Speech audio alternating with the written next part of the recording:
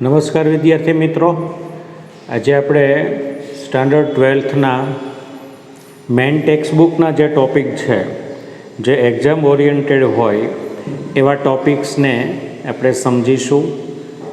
Specially આપણી 6 monthly exam ટૂંક સમયમાં સ્ટાર્ટ કરવાના છીએ, ત્યારે ખાસ કરીને આપણે યુનિટ 4, 5 એન્ડ 6 જે લર્ન કર્યા છે એ યુનિટ્સમાંથી પરીક્ષાલક્ષી આપણે શું પ્રિપેર કરવું. માની લો કે આપણે લાસ્ટ સ્ટ્રાઇક અગેન્સ્ટ વોરનો જે રીડનો સ્ટડી કરતા હતા એ આપણા માટે થોડું લંબાણપૂર્વક અને અનઇન્ટરેસ્ટિંગ બનતું હતું. તો આ યુનિટમાંથી હવે આપણે કોમર્સના વિદ્યાર્થી છીએ, તો વેપારી દ્રષ્ટિ રાખીએ તો ખરેખર આમાંથી શું ભણવાનું છે, બરાબર.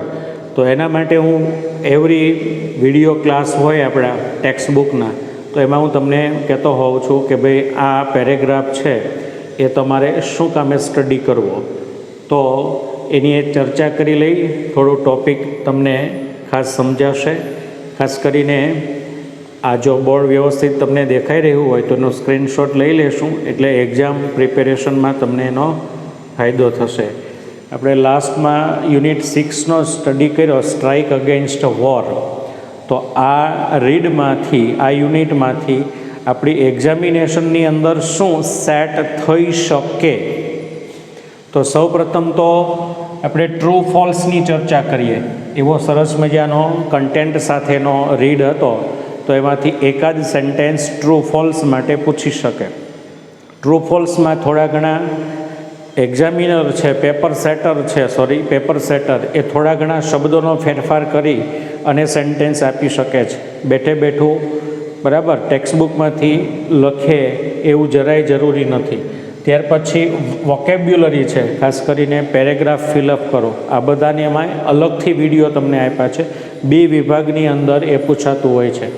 ત્યાર પછી જુદા જુદા કોમ્પ્રિહેન્શન, એટલે કે યુનિટ રિલેટેડ પૂછે તો 3 થી 4 લાઇન્સનો એક એક્સ્ટ્રેક્ટ પૂછે અને એની નીચે 2 ક્વેશ્ચન સેટ કરે. તો એનો આન્સર છે તમારે અબવ પ્રોવાઈડ કરેલા પેરેગ્રાફમાંથી, પેસેજમાંથી ફાઇન્ડ આઉટ કરવાનો છે. Comprehension, then true false and vocabulary.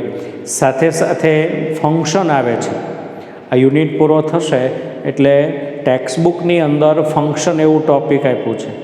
Unit કે રીડ પૂરો થાય એટલે ગ્લોસરી હોય છે, પછી કોમ્પ્રિહેન્શન હોય છે, બરાબર. પછી જુદા જુદા ફંક્શનની એક્સરસાઇઝ આપેલી હોય, રાઇટિંગ વિભાગ હોય. આ બધું તમારા માટે એક્ઝામમાં ખૂબ ઇમ્પોર્ટન્ટ હોય છે. આ બધા ટૉપિક્સમાંથી કંઈ ને કંઈ પૂછાતું હોય છે. શું પૂછાતું હોય છે તો કે ભાઈ ફંક્શન ટૉપિક જે ટેક્સ્ટબુકમાં આપ્યો છે આ યુનિટમાં, તો એ ફંક્શન છે સિન્થેસાઇઝિંગ એક્સપ્રેશન્સ. આપણે એને સ્ટડી કરી ચૂક્યા છીએ. એક વાક્યની સાથે બીજા વાક્યોનું જોડાણ, એક નામની સાથે બીજા નામનું જોડાણ, એક ક્રિયાની સાથે બીજા ક્રિયાનું જોડાણ થાય, બરાબર. એક કન્જક્શન મૂકી અને બીજું વાક્ય, ત્રીજું ક્લોઝ, એમ એક સાથે ઘણા બધા ક્લોઝ જોડાય તો એ સિન્થેસાઇઝિંગ ઓફ ફંક્શન. આપણને ખબર છે કે ભાઈ ફંક્શન હોય, બરાબર, તો એ આપણને 3 રીતે પૂછાતું હોય છે. એક તો આઈડેન્ટિફિકેશન, બરાબર, એ ખાસ યાદ રાખશો, આઈડેન્ટિફિકેશન ઓફ ફંક્શનમાં. પછી રિસ્પોન્સ ટુ સેન્ટેન્સના સંદર્ભની અંદર, અને પછી કમ્પ્લીશન ઓફ સેન્ટેન્સના સંદર્ભની અંદર, બરાબર. તો એ ખાસ તમારે યાદ રાખવાનું છે કે ભાઈ આ જે ફંક્શન છે સિન્થેસાઇઝિંગ એક્સપ્રેશન્સ, એ કમ્પ્લીશનની અંદર પણ 1 માર્ક્સમાં પૂછાઈ શકે, અથવા રિસ્પોન્સ ટુ સેન્ટેન્સની અંદર પણ 1 માર્ક્સમાં પૂછાઈ શકે, અથવા આઈડેન્ટિફિકેશન ઓફ ફંક્શનની અંદર પણ 1 માર્ક્સની અંદર પૂછી શકે છે. તો આપણા માટે આ ફંક્શન ઇમ્પોર્ટન્ટ છે. ત્યાર પછી શોર્ટ નોટ છે, તો એમાં આપણે સમજીએ તો Helen Keller's motivation and message to workers અથવા ફોર વર્કર્સ, બરાબર. સ્ટ્રાઇક અગેન્સ્ટ વોરની અંદર હેલન કેલરે જે વર્કર્સને જે મેસેજ આપ્યો છે, જે મોટિવેશન આપ્યું છે, ઘડતર આપ્યું છે, સમજ આપ્યું છે, એનો ટોટલી આખા રીડનો સાર તમારે 7થી લઈને 10 લીટીની અંદર શોર્ટ નોટનો આન્સર રાઇટ કરવાનો હોય છે. શોર્ટ નોટની વાત આવે તો તમે 10થની અંદર 9થની અંદર બરાબર 9થમાં તો કદાચ નહીં હોય પણ 10થમાં આવ્યા ત્યારથી એનસીઆરટી મુજબ આપણે પેપર સ્ટાઇલ બનતી હોય છે. તો આ રીતનો તમને બી વિભાગની અંદર શોર્ટ નોટનો ટૉપિક આપે અને એની નીચે 4થી 5 નાના નાના ક્વેશ્ચન આપેલા હોય છે. તો એ ક્વેશ્ચન છે એ પોઈન્ટ્સ છે, મુદ્દા છે. દાખલા તરીકે એલન કેલર્સ મોટિવેશન જે શોર્ટ નોટ તમારે લખવાની છે એ શોર્ટ નોટનો આન્સર તમને રિમેમ્બર થાય, રિકોલ થાય, યાદ આવે એ માટે એના નીચે 4 કે 5 ક્વેશ્ચન છે ટૂંકમાં ટૉપિક તરીકે આપેલા હોય છે. એટલે એ બધા જ ક્વેશ્ચન છે તમને એનો આન્સર યાદ અપાવે અને તમે 7થી 10 લાઇન્સમાં એનો પૂર્ણ આન્સર રાઇટ કરી શકો. મેક્સિમમ તમને 2.5 માર્ક્સ મળે છે. 2 શોર્ટ નોટ લખીએ તો તમને 5 માર્ક્સ મળી શકે, 6માંથી 5 માર્ક્સ, બરાબર. એટલે ખાસ તમારે ધ્યાન રાખવાનું છે. 1.5 માર્ક્સથી લઈને 2.5 માર્ક્સ સુધીના માર્ક્સ તમને મળે છે. અક્ષરો સારા હોવા જોઈએ, ટૉપિક રિલેટેડ યુનિટનું કન્ટેન્ટ હોય એટલે લગભગ ટીચર છે તમને સારા ગુણ આપતા હોય છે. પણ એમાં શબ્દો, વ્યાકરણ, બરાબર, કન્ટેન્ટ અને કેટલું લંબાણપૂર્વક લખેલું છે, કેટલું રિલેટેડ છે, બરાબર, એ ખાસ ધ્યાને લેતા હોય છે. તો યુનિટ 6ની શોર્ટ નોટ ખૂબ ધ્યાનપૂર્વક તૈયાર કરશું. ત્યાર પછી આ યુનિટનો રાઇટિંગ વિભાગ છે. ખાસ કરીને રાઇટિંગ વિભાગની અંદર આપણે 5 ટૉપિક યાદ કરેલા છે, તમને વારંવાર મેં કીધેલું છે એ વિભાગની અંદર. તો એમાંથી સ્પીચ રાઇટિંગ છે એ ખૂબ ઇમ્પોર્ટન્ટ છે. આ યુનિટમાં મારો ભવિષ્યનો પ્લાન એ ઉપર તમારે શાળાની અંદર તમારા ક્લાસમેટની સાથે તમારા થોટ્સ છે એ ડિલિવર કરવાના હોય એવું તમને પૂછી શકે છે. તો સ્પીચ રાઇટિંગ 6 માર્ક્સની અંદર હોય છે. તો એના માટે પણ આ ટૉપિક ઇમ્પોર્ટન્ટ છે. પછી નિબંધ લેખન જે નામથી આપણે ઓળખીએ છીએ, આપણે એસે ના કહી શકીએ પણ છતાંય તમને એમ યાદ રહેતું હોય તો એમ પેરેગ્રાફ લખવાનો છે, બરાબર. તો હેલન કેલર ઉપર તમે નાના સ્ટાન્ડર્ડની અંદર હેલન કેલરના પાઠ આવતા હતા. તો અહીંયા આગળ તમારી પાસે આન્સર તૈયાર હોય છે, માત્ર સ્ટડી કરવાનો અને કામ કરવાનું બાકી છે. હેલન કેલર ઉપરનો તમે પેરેગ્રાફ છે 10, 12, 15 લીટીની અંદર રાઇટ કરી શકો તો એ ઇમ્પોર્ટન્ટ છે, બરાબર. યુનિટ 6ની અંદર આટલી વસ્તુ છે. ત્યાર પછી આપણે યુનિટ 5 પણ શરૂઆતમાં ભણ્યા આફ્ટર જન્માષ્ટમી મિડ ટર્મ પછી. તો એમાં પણ ટ્રુ ફોલ્સ પૂછી શકાય. આન્ટ્સને લઈને સરસ મજાની ટોક એની અંદર છે. પોયમને લઈને પણ એમાં સરસ મજાની વાત છે. ગ્લોસરી છે. પછી કોમ્પ્રિહેન્શન છે. કોમ્પ્રિહેન્શન પૂછાય તો 2 માર્ક્સનું, ગ્લોસરી પૂછાય તો 3 માર્ક્સ, 1 માર્ક્સની અંદર ટ્રુ ફોલ્સ પૂછાય તો 1 માર્ક્સની અંદર. આ બધું ગોખાઈ જવું જોઈએ જે તમારા ભવિષ્ય માટે છે, બરાબર. ત્યાર પછી આ યુનિટમાંથી ફંક્શન છે ડુઅર ઇઝ નોટ ઇમ્પોર્ટન્ટ. ખાસ કરીને આપણે પેસિવ રચના જે છે એ પ્રમાણેની વાત તમારે યાદ રાખવાની છે, જેની અંદર કર્તાનું મહત્ત્વ ન હોય એવું વાક્ય. એને આપણે બીજું પણ નામ આપેલું હતું કે પ્રોસેસ, ડિસ્ક્રાઇબ પ્રોસેસ. આ તમારે યાદ રાખવાનું છે. પ્રક્રિયાનું વર્ણન કરતું હોય એવું ફંક્શન, બરાબર. ડિસ્ક્રાઇબ પ્રોસેસ અથવા તો ડુઅર ઇઝ નોટ ઇમ્પોર્ટન્ટ. એવું લેંગ્વેજ ફંક્શન, એવું લેંગ્વેજ ફંક્શનનું વાક્ય કે જેમાં સબ્જેક્ટ છે એ ઇમ્પોર્ટન્ટ હોતો નથી, એટલે એ પણ ધ્યાનમાં લેશું. ત્યાર પછી આની અંદર શોર્ટ નોટ છે એ ઇમ્પોર્ટન્ટ છે. તો આન્ટ્સ હેવ અ ગ્રેટ એડપ્ટનેસ. આપણે યુનિટની શરૂઆત થાય ત્યારની સરસ મજાની વાત હતી કે ભાઈ એક ઊંડા પીટની અંદર આન્ટ્સ પડેલી છે, ત્યાં તેઓએ એમના ફૂડ માટે ઇન્સેક્ટ અને ફ્લાઇઝને કિલ કર્યા છે અને ત્યાંથી એને કેરી કરી અને બહાર નીકળવાની જે વાત છે. પછી વચ્ચે આપણે જોયું કે ભાઈ કીડીઓ છે એ રમત રમે છે, માંદાની સારવાર કરે છે, બાળકોનો ઉછેર કરે છે, બરાબર. એવી અનેક એડપ્ટનેસ આપણે કીડીઓના યુનિટની અંદર સમજ્યા છીએ. તો એ રિલેટેડ તમારે કન્ટેન્ટ છે, આન્સર છે, ક્વેશ્ચનને ફોલો કરતા જઈને એ રાઇટ કરવાનો છે. ત્યાર પછી લાસ્ટમાં આપણે ડ્રાઈવર આંટની વાત કરી. આફ્રિકાની અંદર જે આંધળી કીડીઓ છે એની મજાની વાત આપણે સમજ્યા છીએ. એ આખો લાસ્ટનો જે પેરેગ્રાફ છે તમારે કમ્પલસરી તૈયાર કરી લેવો. ડ્રાઈવર આન્ટ્સ અને આન્ટ્સની અંદર એડેપ્ટનેસ છે એ તમે સમજી શકો છો, બરાબર. રેડ આન્ટ, બ્લેન્ક આન્ટ, ડોમેસ્ટિકેટવાળી કાવ કે અમ્બ્રેલા આન્ટ અને અગાઉની જે પીટવાળી જે વાત છે બધું તમે પહેલી શોર્ટ નોટની અંદર રાઇટ કરી શકો. યુનિટનો છેલ્લો જે પેરેગ્રાફ છે એ ડ્રાઈવર આન્ટ રિલેટેડ પૂછાય. આ ડ્રાઈવર આન્ટ અત્યાર સુધીમાં એક વખત એક્ઝામની અંદર શોર્ટ નોટ તરીકે પૂછાઈ ગઈ છે.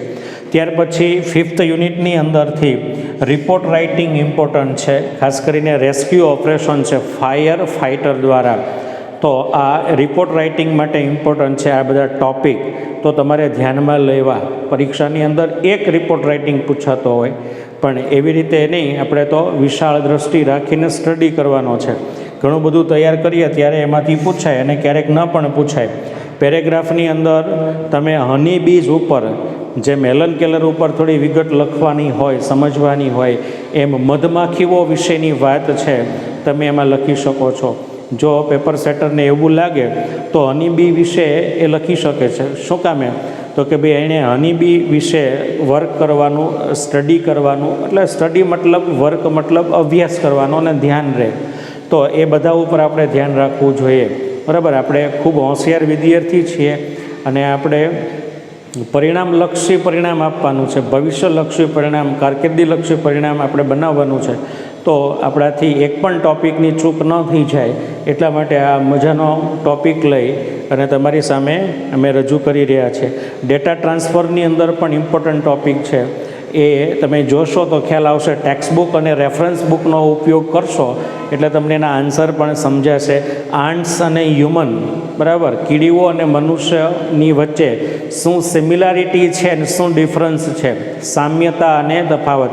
તમે BA છે, SPCC છે, ઇકોનોમિક્સ છે, એની અંદર તફાવત આપો તો કીડીઓ અને આન્ટ એનો માનો કે 4-4ના તફાવત આપ્યા હોય, 2-3 વર્ડ્સના ફ્રેઝ આપીને, તો એના ઉપરથી તમે સેન્ટેન્સ બનાવો એવો ડેટા ટ્રાન્સફર પણ પૂછાઈ શકે છે.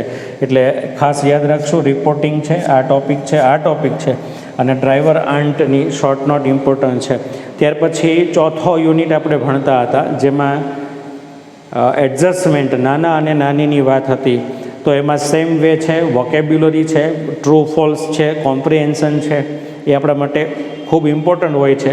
ત્યાર પછી શોર્ટ નોટ છે આ યુનિટની. તો ઇન્ટરેક્શન્સ બિટવીન નાના એન્ડ નાની ડિસ્ક્રાઇબ બાય ગુલજાર સર. ગુલજાર સાહેબ એમના રાઇટર છે યુનિટના. તો ગુલજાર સરે નાના અને નાની વચ્ચેનું જે વાતચીતનું ઇન્ટરેક્શન છે, આદાન પ્રદાન છે, વિચારોની અને વાતચીતની આદાન પ્રદાનની જે પ્રોસેસ છે, બરાબર, ઘટનાક્રમ છે, બનાવ છે, પરિસ્થિતિ છે, એ તમારે એની અંદર સરસ રીતે રાઇટ કરવાનો છે. એમાં ક્વેશ્ચન આપને આપેલા હોય છે ટૉપિક પ્રમાણે, તો એનો સ્ટડી કરતા જઈને on the base of the given topic as a question you have to enlarge the answer of your short note proper topic. Then આ એક ટોપિક છે ધ ટાઇટલ એડજસ્ટમેન્ટ. એડજસ્ટમેન્ટ એટલે અનુકૂલન. લોકડાઉનમાં અનુકૂલન, પછી અનલોક 1ની અંદર, અનલોક 2ની અંદર, અત્યારે નવરાત્રિ ચાલી રહી છે, આ વિડીયો આપી રહ્યો છું ત્યારે. તો નવરાત્રિ પણ લગભગ ધોયેલ મૂળાની જેમ પૂરી થઈ ગઈ છે, બરાબર. બહુ થાય તો ઘડીક મોજ છૂટી જાય છે. તો ભાઈઓને બધા ધાબા ઉપર ઘડીક રમવા જાય છે, પછી જોતા હોય છે કે પોલીસવાળા આવતા નથી ને, એટલે વળી પાછા ધાબા ઉપરથી ઉતરી જાય છે. એને બધાને એડજસ્ટમેન્ટ કહેવાશે. સમજમાં આવશે બધાને?